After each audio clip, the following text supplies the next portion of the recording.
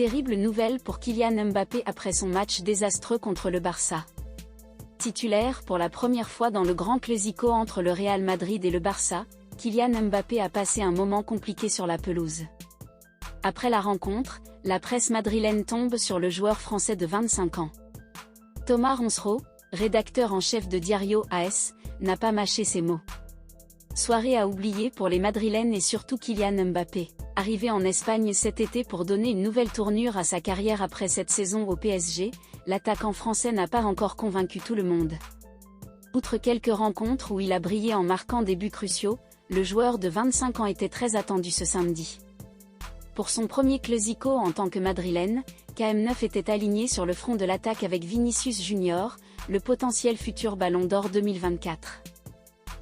Bien entré dans la partie, le Real Madrid s'est procuré plusieurs occasions de but. Malheureusement, Kylian Mbappé est tombé à maintes reprises dans le piège du Barça en étant hors-jeu. Pour la première fois de la saison dans les 5 grands championnats européens, le capitaine de l'équipe de France s'est fait prendre en position illicite dans un seul match à 8 reprises, un record tout simplement. Après la rencontre perdue par l'équipe de Carlo Ancelotti, 4-0, les Madrilènes tombent sur l'ancien monégasque.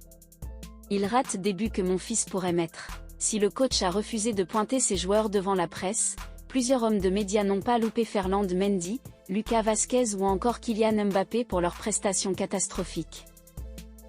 Parmi les personnes reconnues en Espagne pour leur critique du numéro 9 du Real Madrid, il y a le rédacteur en chef du journal AS, Thomas Ronsereau. En colère au coup de sifflet de la débâcle, le journaliste, qui intervient régulièrement dans la célèbre émission El Chiringuito TV, s'en est violemment pris à Mbappé. J'en veux beaucoup à Mbappé. Le supposé meilleur joueur du monde doit faire la différence dans un match pareil.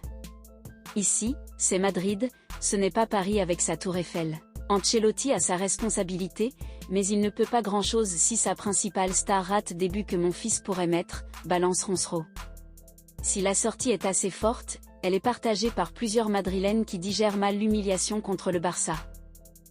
En tout cas, après la cérémonie du Ballon d'Or qui se déroulera lundi prochain au Théâtre du Châtelet à Paris, en France, les joueurs d'Ancelotti vont devoir s'asseoir, parler sérieusement et revenir plus fort, puisqu'une nouvelle défaite en championnat offrirait quasiment le sacre en Liga aux Catalans. Rendez-vous en fin de saison.